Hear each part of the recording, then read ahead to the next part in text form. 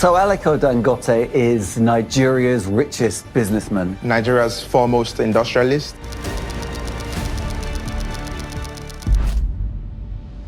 Let's talk about life's essentials: food, clothing, and of course, shelter. Whether it's to escape bad weather, binge-watching Netflix, or just have a place to call home, we all need a roof over our heads. And if there's one thing Nigerians love as much as their jollof, it's their buildings. Big, bold, and everywhere. Now, here's the golden rule of business. If you've got a problem and I can solve it, guess what? I'm getting paid. That's exactly how one man skyrocketed from selling building materials to building a billion-dollar empire.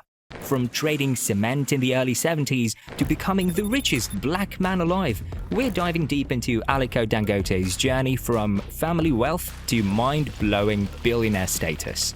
It's been nearly 50 years in the making, and trust me, it wasn't all smooth sailing. We're talking hard work, setbacks, and more than a few bumps along the way. Ready for the scoop?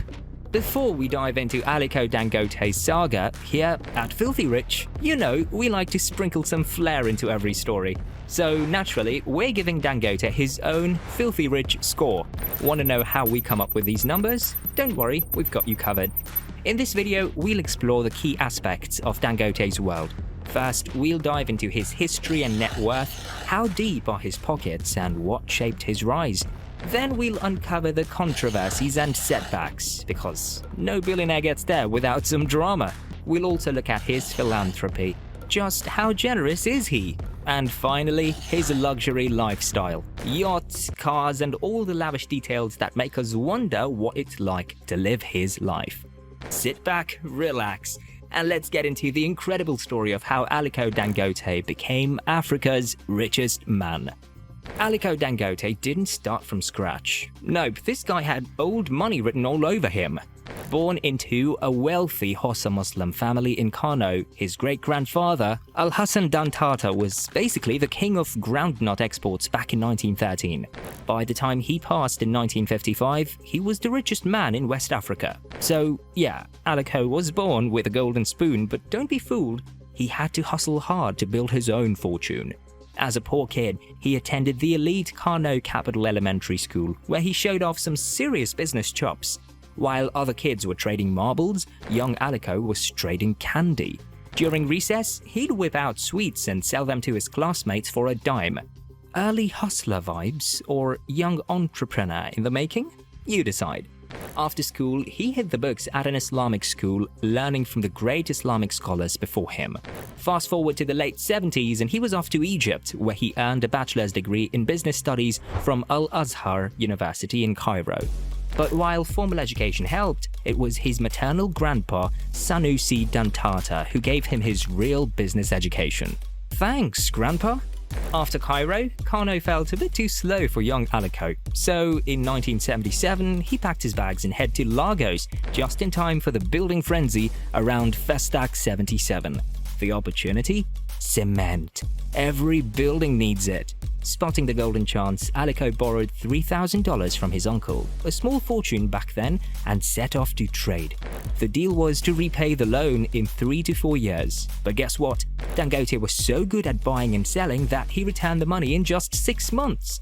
With $500,000 in his pocket, Dangote started trading cement, rice, and sugar. And just like that, the Dangote Group was born.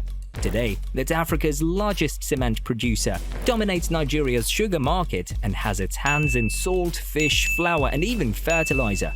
If it's essential, Dangote's got a piece of it, and he's absolutely crushing it. His sugar refinery, the largest in Africa and the third largest in the world. Oh, and he's not just about making billions, he's also Nigeria's largest private employer, with over 11,000 workers across West Africa. And his empire doesn't stop at Nigeria's borders. He's got investments in 18 African countries: Ghana, South Africa, Kenya, you name it. Cotton, cocoa, cashews, sesame seeds. If it grows, he exports it. Jack of all trades, more like master of all. But it hasn't all been champagne and caviar. The late 20th century was tough for Nigerian business, thanks to military rule. Every time there was a regime change, the rules changed too. During the civilian government under Shagari, imports were easy and Dangote thrived. His company, Aliko, was a major player in the cement business. But when General Muhammadu Buhari took over in 1983, things got rough. Imports were restricted, so Dangote had to adapt fast. He pivoted to local products like gum, Arabic, cotton, and cocoa, exporting what the military approved. It wasn't easy, but he stayed afloat. And even today, Dangote's journey isn't always smooth. In 2023, economic challenges knocked him off the top spot for a bit, with South Africa's Johan Rupert briefly taking the crown. But hey, with $12 billion in the bank, losing the title for a moment isn't exactly tragic. Aliko's rise wasn't overnight. It took nearly 30 years before Forbes took notice. But once he hit the billionaire list in 2008, there was no looking back. Of course, success comes with a side of controversy. Some say he has a monopoly on Nigeria's cement market, but come on, he's just better at the game. And remember the Panama Papers scandal in 2016? His name was linked to offshore shell companies. While it caused a stir, let's be real, at his level, who isn't trying to stash a little cash out of sight? But in the end, Dangote doesn't sweat the small stuff. He's still West Africa's top dog, and his empire's only getting bigger. When you've got as much money as Dangote, giving back is kind of a must, and he's been doing it since 1994. His Dangote Foundation is Africa's largest, with $1.25 billion in funding. Between 2020 and 2024, he donated $100 million to various causes across the continent. He recently gave 2 billion naira to help victims of a flood in Borno and contributed $3 million during the Ebola outbreak. His charity work goes beyond Africa too. In 2010, Dangote sent $2 million to Pakistan for flood relief. The man doesn't just talk philanthropy, he lives it. Despite being loaded, Dangote keeps things pretty low-key. But don't be fooled, he still knows how to indulge. In 2013, he dropped $43 million on a luxury yacht named Maria after his mom. It's got room for 8 guests, 4 cabins, a VIP stateroom, and hits a top speed of 44 knots. Classy and sentimental. What more could you want? On land, he's got a Bugatti Veyron worth $2 million, a Maybach 57S night luxury, and a collection of other luxury cars. Oh, and for air travel, he owns 2 private jets, including a $45 million Bombardier Global Express XRS, which he bought for his 53rd birthday. Now that's a birthday treat! Surprisingly, Dangote claims he doesn't own property outside Nigeria. His main residence is a $30 million mansion in Abuja with Victorian interiors, top-tier security, and regular visits from billionaires and presidents alike. Bill Gates and former Nigerian President Goodluck Jonathan have been guests. It's a whole vibe. Now the moment of truth, Dangote's filthy rich score. He's a quiet billionaire, more focused on giving back than splurging, which is why we're giving him a solid 89 out of 100.